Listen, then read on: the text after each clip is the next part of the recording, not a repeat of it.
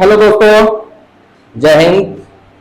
आज आप लोगों को बायोलॉजी पढ़ाने जा रहा हूं। तो आप लोगों को इससे पहले हम समय की जो बायोलॉजी पढ़ाए थे, जो पहला चैप्टर, तो उसमें जो है ये बहुत सारा समय के कमेंट आ रहे हैं कि सर हम लोग का ये जो है चैप्टर समाप्त हो गए हैं, ये ऑफलाइन से पढ़े हैं या ऑनलाइन से पढ़े हैं, कहीं से भी पढ़े हैं। तो मान लीजिए कुछ ना कुछ उन लोगों ने पढ़ा है। तो ये जो है कमेंट आ रहे हैं कि सर जेनेटिक्स हम लोग का पढ़ाइए। तो इसलिए आज हम आप लोगों को जेनेटिक्स से शुरू करेंगे, ठीक है। तो अगर दोस्तों किसी प्रकार की अगर दिक्कत आप लोग को हो रही है तो कमेंट में अवश्य बता दिया कीजिए, ठीक है। तो आप लोग को आज हम जेनेटिक्स शुरू करने जा रहे हैं, ठीक है। तो एक बात बताइए, यहां हम लोग शुरू करने जा रहे हैं जेनेटिक्स। एक बात बताइए, जेनेटिक्स किसे कहा जाता है? ये बताइए कि बायोलॉजी में जो हम लोग आज जो चैप्टर शुरू किए हैं, यह जो है एग्जाम के पॉइंट ऑफ व्यू से ये चैप्टर इतना इंपॉर्टेंट है जिसका कोई हद नहीं है। ये बताइए कि इससे जो है आप नीट में चलिए या समय के आप बोर्ड में चलिए, एक बहुत सारा समय के क्वेश्चन इससे उठाता है, ठीक है। तो रह के बात कि हमारी जो चैप्टर है, इस चैप्टर को समय की इतने अच्छे से हम लोग को पढ़ना है, तो हम आप लोग को पढ़ाएंगे और आप लोग समय ना रेगुलर समय की हमारी वीडियो को देखते रहिएगा, ठीक है। तो आपको बहुत बेहतर समझ में आएगा। आप लोगों को समय की ये जो कंटेंट दे रहे हैं, ये आप जो है जितने भी समय की आप यूट्यूब पर चल रहे हैं या जहां से भी ऑफलाइन है या कोई भी चीजों से आप मिला सकते हैं, ये बिल्कुल उनसे समय की अधिक कंटेंट के रूप में आपको प्राप्त होगी, ठीक है। तो आप चलिए कि समय की हम लोग जेनेटिक्स के बारे में देखने जा रहे हैं, ठीक है। एक बात होती है कि सबसे पहले समय कि हमारा यहाँ पे मैटर बनता है कि ये सर जेनेटिक्स होता क्या है, ठीक है। इसका डिफिनेशन सबसे पहले हम लोग को पढ़ना चाहिए, ठीक ना। तो जेनेटिक्स क्या होता है? तो देखिए, ये अगर देखा जाए तो हमें ये आपके शब्द ही दिख रहा है। यहां पर किसके क्या लिखा हुआ है? जीन लिखा हुआ है और लास्ट में TICS है, जेनेटिक्स। तो बताइए कि इसका मतलब है कि शायद हम लोग को इसके किसके बारे में पढ़ना है? जीन के बारे में पढ़ना है। तो इसका डिफिनेशन कंप्लीट हो गया, ठीक है। तो हम लोग कहते हैं कि देखिए डिफिनेशन क्या है। तो ये जीन जो है ना, एकदम समय के आप जेनेटिक्स का डिफिनेशन बहुत आराम से और आसानी से बोल सकते हैं। क्या बोलेंगे? तो हम लोग कहते हैं कि ये जो है जीन मतलब ये किसका भाग है? तो हम कहते हैं जीव विज्ञान का भाग है। ये जो है इतना बड़ा समय की इसका वेटेज है, जिससे हमारा एक चैप्टर क्या कहिए, इसका समय की एक भाग बना दिया है, जेनेटिक्स का भाग बना दिया है, ठीक है। तो हम लोग देख रहे हैं कि इसका डिफिनेशन क्या हो सकता है। तो देखिए, हम कहते हैं कि जीव विज्ञान बोल दीजिए, जीव विज्ञान का वह शाखा है, ठीक है। अच्छा है, आप बोलिए कि हम लोग कहते हैं कि जीन तथा जीन से होने वाली सभी घटनाओं का अध्ययन किया जाता है, उसे जेनेटिक्स कहते हैं, ठीक है। तो आप थोड़ा सा समय की आप सुधार करके बोलिए, क्या बोलेंगे? तो हम लोग कहते हैं कि जीव विज्ञान की वह शाखा जिसके अंतर्गत जीन तथा जीन से होने वाली सभी घटनाओं का अध्ययन किया जाता है, उसे जेनेटिक्स कहते हैं, ठीक है। तो हम लोग समय की इसका डिफिनेशन आप लोग लिखिए, इसका डिफिनेशन लिखिए, तब जाकर के हम लोग आगे बढ़ेंगे कि सर जीन क्या है, क्या हम लोग समय की। अब देखिए, हम लोग इस जीन के बारे में जो देखेंगे ना, ये बहुत इंटरेस्टेड और समय की आपको बहुत रोचक चीज लगेगा ये, ठीक है। तो आप बताइए कि ये जीन डिफिनेशन लिखिए, इसका जेनेटिक्स का डिफिनेशन लिखिए, लिखिए लिखिए जीव विज्ञान की वह शाखा, जीव विज्ञान की वह शाखा जिसके अंतर्गत जीन तथा जीन से होने वाली सभी घटनाओं का अध्ययन किया जाता है, जीन से होने वाली सभी घटनाओं का अध्ययन किया जाता है, उसे जेनेटिक्स कहते हैं, उसे जेनेटिक्स कहते हैं, ठीक है। अब रह गया बात कि हम लोग कहते हैं कि ये जीन क्या है। किसके बारे में देखने जा रहे हैं? जीन क्या है।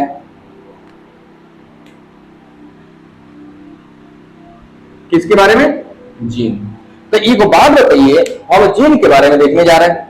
तो अब आप बताइए, एक के किसी भी जीव के द्वारा जो संतान की उत्पत्ति होती है, किसी भी जीव के द्वारा जो संतान की उत्पत्ति होती है, तो आप बताइए कि मान लेते हैं कि ये जीव है, ठीक है, इसके द्वारा जो संतान की उत्पत्ति होता है, किसका उत्पत्ति? संतान का।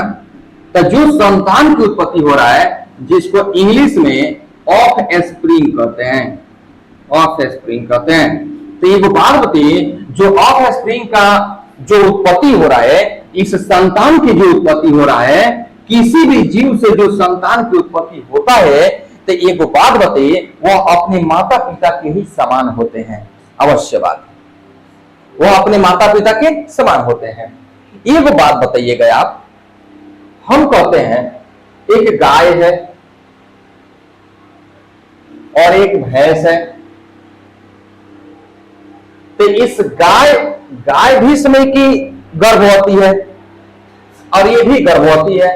इसका जो बछड़ा है, इसका जो बछड़ा है, एक बात बताइए, गाय का बछड़ा भैंस के बछड़े के समान हो सकता है क्या? अच्छा बताइए, गाय जो है एक भैंस के बछड़ा, भैंस का बछड़ा, भैंस का बछड़ा, और ये जो है एक गाय का बछड़ा, गाय का बछड़ा। तो एक बार बताइए कि गाय जो है भैंस के बछड़े की उत्पत्ति कर सकती है क्या? नहीं। तो ये बताइए, अच्छा एक मानव का ही लीजिए, मानव लीजिए, और यहां पर बंदर लीजिए। अरे मानव तो बंदर का ही रूप है, जैसे बदला हुआ है। तो एक बात बताइए, ये मानव जो अपने संतान की उत्पत्ति करता है, तो ये कैसा संतान उत्पन्न होता है? ये मानव ही होता है। और बंदर जो है एक संतान की उत्पत्ति करता है, तो ये कैसा उत्पन्न करता है? बंदर ही करता है। क्या मानव जो है बंदर के संतान की उत्पत्ति कर सकता है क्या? नहीं। बंदर जो है मानव के संतान की उत्पत्ति कर सकता है क्या? नहीं। तो फिर ऐसा क्यों? इसके गर्भ में, चाहे इसके गर्भ में कोई भी देखिए, जिसके गर्भ में ये पल रहे बच्चे, इनके गर्भ में पल रहे बच्चे को कैसे पता है, उस गर्भ में जो बच्चा पल रहा है उसको कैसे पता है कि हमारे माता पिता के शरीर ऐसे है तो हमारा भी शरीर ऐसे ही बनना चाहिए? उनको कैसे पता है बताइए? अच्छा एक बात बताइए कि अगर हम लोग कहें तो ये जो है तोता और कौवा, तोता और कौवा में इस समय की कोई विशेष साइज में तो अंतर नहीं होता है, लेकिन उनके कलर कहिए, सुंदरता कहिए, उस सब में अंतर होती है। तो एक बात बताइए, एक तोता का बच्चा जो है क्या कौवा का बच्चा हो सकता है क्या? कौवा का बच्चा जो है तोता का बच्चा हो सकता है क्या? तोता का बच्चा हो सकता है क्या? बताइए। अरे हो सकता है? नहीं हो सकता है। आप कह रहे हैं कि नहीं हो सकता है, तो कैसे नहीं हो सकता है? और तो मान लीजिए तोता जो है कौवा के बच्चे के जन्म नहीं दे सकता है, कौवा जो है ये तोते के बच्चे का जन्म नहीं दे सकता है। तो ये बात आप कह रहे हैं, तो आप बताइए कि इस तोते के गर्भ में पल रहे जो बच्चे हैं, ये जो है एक अंडे से जो उत्पन्न होने वाले बच्चे हैं, उनको कैसे पता है कि मेरे माता पिता तोता है? बताइए, कैसे पता है कि मेरे माता पिता तोता है? क्या उसमें से देखते रहता है क्या कि हमारे माता पिता तोता है तो हम भी तोता बन जाए? नहीं ना। एक बात बताइए, तो उस गर्भ में जो बच्चा पल रहा है, उस बच्चों को कैसे पता है कि हमारे माता पिता के शरीर है ऐसे है तो मेरा भी शरीर ऐसे होना चाहिए? बताइए कैसे पता है? मैं इसी के बारे में बताऊंगा, लेकिन सबसे पहले हम थोड़ी सी इसका इंट्रोडक्शन देख लेते हैं कि कहां कहां काम आने वाले हैं। इस चैप्टर को जो आप पढ़ने जा रहे हैं, ये चैप्टर समय के कहां कहां काम आएंगे और क्यों समय की इस चैप्टर को पढ़ा जा रहा है, बताइए। तो आप बताइए कि हम इस चैप्टर को पढ़ने जा रहे हैं, तो सबसे पहले इसके चैप्टर के बारे में हम जानेंगे। थोड़ी निचोड़ जानेंगे, तब निचोड़ जानने के बाद ही समय कि हम इसे आगे बढ़ सकते हैं। तो एक बात बताइए, इस हाँ आते हैं अपने मुद्दे पे। एक बात बताइए कि बंदर का बच्चा बंदर की तरह होता है, मानव का बच्चा मानव की तरह होता है। कोई भी जीव जो है उसकी संतान जो है बिल्कुल उसके ही जैसा होती है।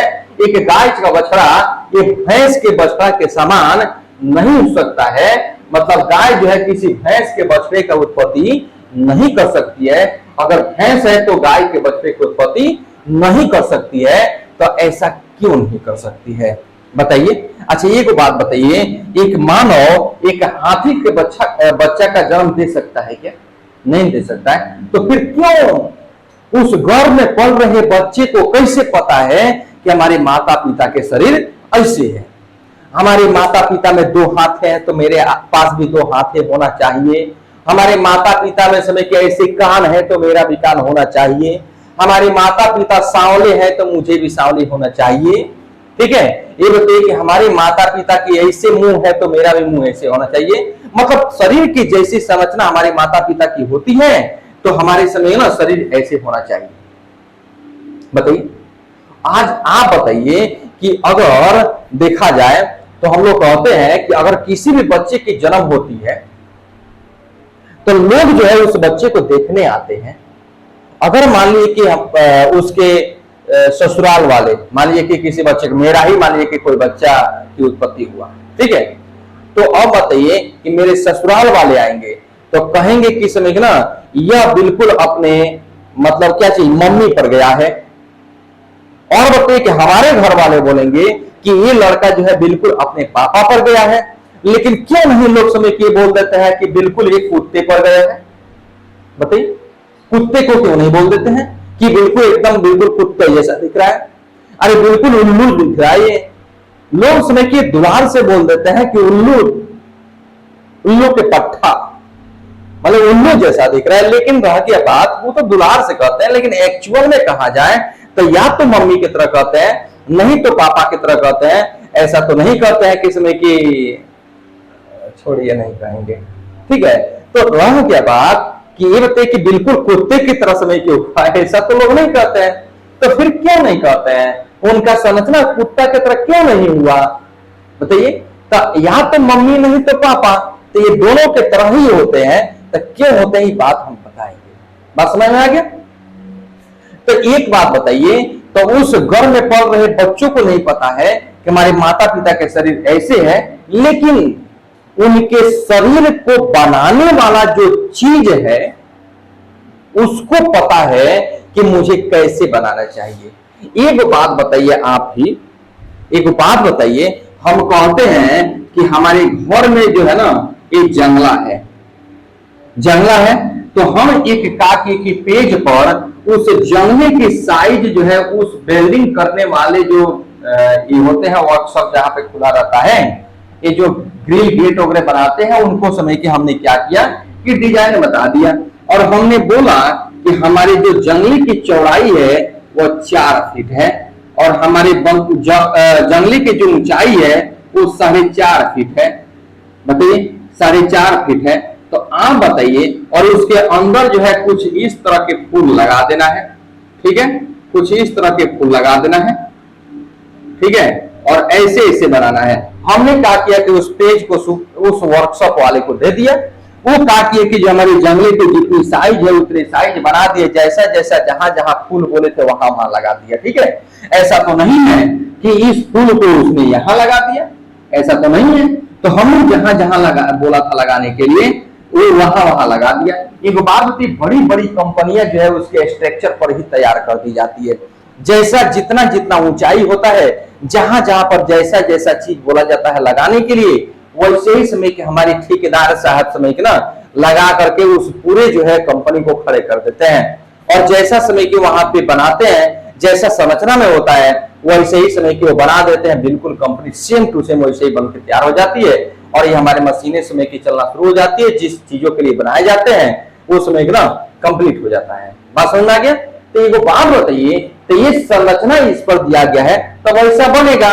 और क्या किया गया, ये संरचना अगर हम समय की संरचना को बदल दें, अगर यहां पर हम ऐसे ना करके हम ऐसे कर दें, तो बताइए हमारे समय के ग्रिल का एक संरचना बदल गई कि नहीं बदल गई, अंदर का डिजाइन बदल गया कि नहीं बदल गया।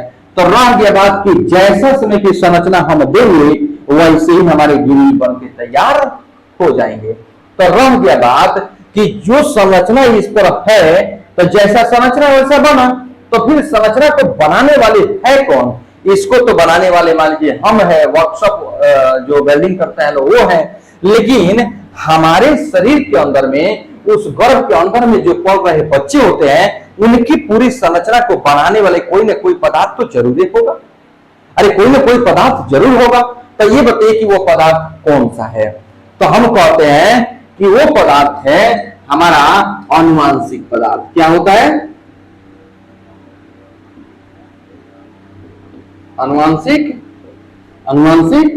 पदार्थ। ठीक है। तो अब इसको हम लोगों ने इंग्लिश में जेनेटिक मटेरियल कहते हैं। क्या कहते हैं?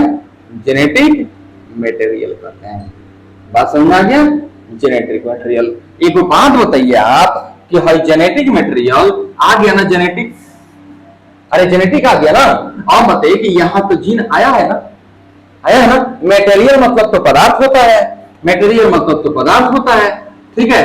तो जेनेटिक मतलब क्या होता है? अनुवांशिक होता है, अनुवांशिक। तो ये वो बात बताइए, इसमें भी जीन आ गया, अरे इसमें भी जीन आ गया, तो हम कहते हैं कि हमारे पूरे शरीर को कैसे बनाना है ये किसको पता होता है? ये हमारे जेनेटिक मटेरियल को पता होता है। ये जेनेटिक मटेरियल कौन कौन होते हैं? तो हमारे जेनेटिक मटेरियल दो को होता है। कौन कौन होता है? कौन कौन होता है बाबू? तो दो को होता है। कौन कौन? तो डीएनए है और आरएनए है। कौन कौन है? दो को जेनेटिक मटेरियल होते हैं। ये होता है डीएनए और क्या चीज? आरएनए। तो एक रंग के बाद कि इतना जल्दी खोज नहीं हो गया डीएनए और आरएनए का, इसमें बहुत सारा लोचा है। तो हम लोगों ने समय की इसी जेनेटिक के अंदर में पढ़ेंगे कि पदार्थ जो है, जो किसी भी जीवों को उनके जो संतान उत्पत्ति होते हैं, उस संतान को बिल्कुल उनके माता पिता के समान बनाते हैं। वो समय के किसके? माता पिता के समान बनाते हैं। वो कौन सा पदार्थ बनाते हैं? तो यही है जेनेटिक मटेरियल। तो आपके मन में सवाल उठ रहा है कि सर एक बात बताइए, तो एक थर्ड जेंडर कैसे बन जाता है? क्या उनके माता पिता थर्ड जेंडर होते हैं क्या? नहीं, माता पिता के गुण ही जाता है बच्चों में। माता पिता के जैसे गुण होते हैं वैसे ही गुण बच्चों में चला जाता है। तो उस गुण को ले जाने वाला होता कौन है? अनुवांशिक पदार्थ होता है। मतलब हमारे जैसा हमारा शरीर की संरचना है वैसे ही हमारे बच्चे की संरचना होगी। ये बताइए कि वो कौन लेके जाएगा? ये हमारा गुण जो है बच्चा में कौन लेके जाएगा? तो यही जेनेटिक मटेरियल लेके जाएगा, यानी अनुवांशिक पदार्थ लेके जाएगा। बात समझ में आ गया? तो ये अनुवांशिक पदार्थ। तो अब सवाल उठती है कि सर एक बात बताइए कि जो थर्ड जेंडर होते हैं, अच्छा मान लीजिए आपकी अंगुलियां 5 हुए और आपके बच्चे की अंगुली 6 वो निकल जाए, तो फिर ये कैसे हो जाती है? तो हम अभी ना जस्ट समय के आप लोगों को कुछ अभी थोड़ा सा बताए हैं कि हमने संरचना ऐसे बनाया था, लेकिन थोड़ी सी किसी प्रकार की गड़बड़ी हो गई, तो यहाँ पर जो संरचना था उसके जगह पर ऐसा संरचना बन गया। जैसे मान लीजिए कि पहले संरचना कैसा था? ऐसा था मान लीजिए, ठीक है, ऐसा संरचना था।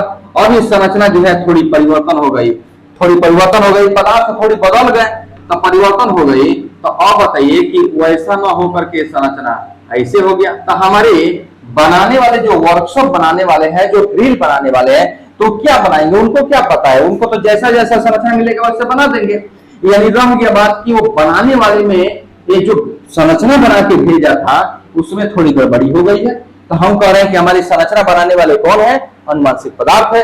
अगर इनमें कोई गड़बड़ी होगी तो हमारे शरीर के बनावट में भी गड़बड़ी हो जाएगी।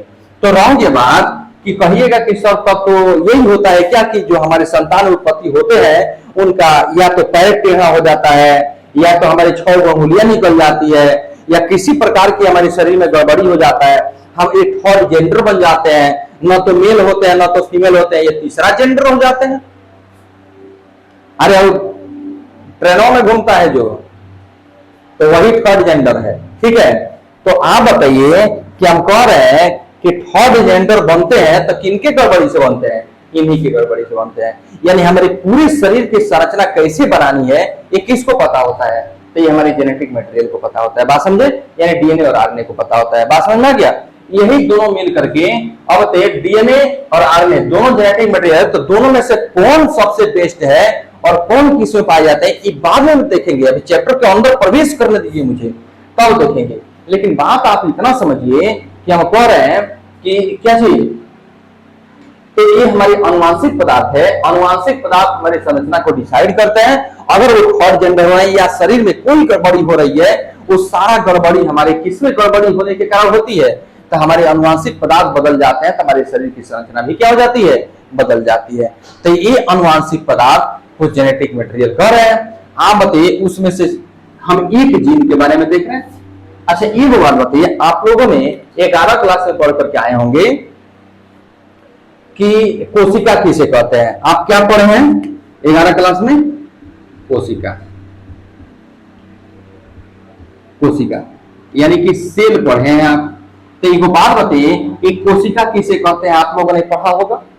तो हम लोग कहते हैं कि किसी भी जीव के सबसे छोटी इकाई, किसी भी जीव के मान संरचना भी हमारा वही किया है, ठीक है, अब क्रिया भी वही करता है, तो संरचनात्मक और क्रियात्मक इकाई को कोशिका कहते हैं। वैसे ही आ जाइए इसमें भी, यानी अनुवांशिक पदार्थ के सबसे छोटी इकाई को क्या कहते हैं, जीन कहते हैं। बस तब तो एकदम क्लियर हो गया, यानी कि बहुत आसान है, ठीक है। यानी कि हम लोग इसका डिफिनेशन क्या लिखेंगे कि किसी भी अनुवांशिक पदार्थ के सबसे छोटी इकाई को जीन कहते हैं, ठीक है।